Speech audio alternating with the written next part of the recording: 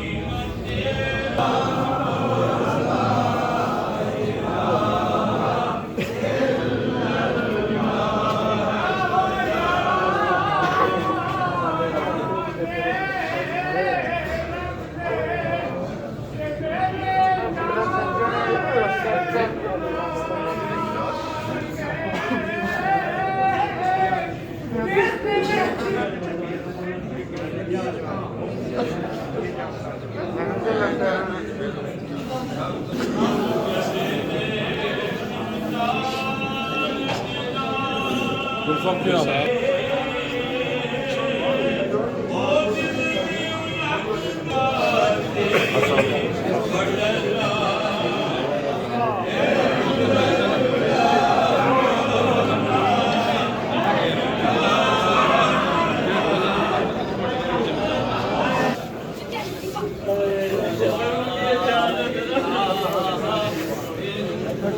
मैं पढ़े यार राम नाम बाहर क्या पाता है अल्लाह ज्यादा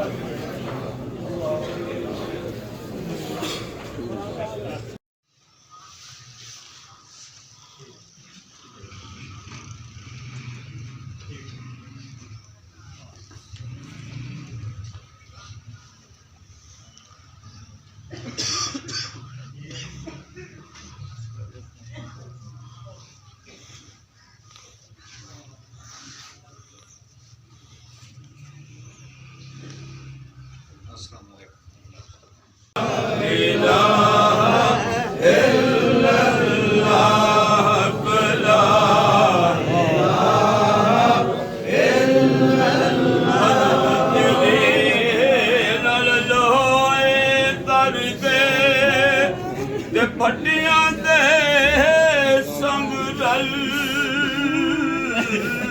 ਕੇ ਫਜ਼ਲ ਤੇਰੇ ਨਾਲ ਲੋਹੇ ਤਰਦੇ ਤੇ ਫੱਟੀਆਂ ਦੇ ਸੰਗ ਰਲ ਕੇ ਉਹ ਕੁੱਤੇ ਜਲਤੀ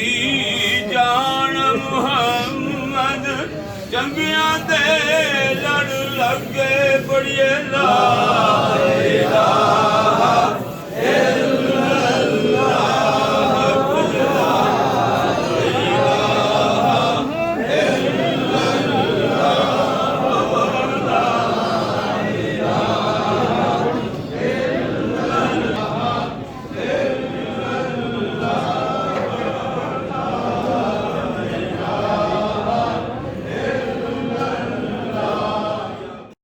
ਇਲੱਲਾਹ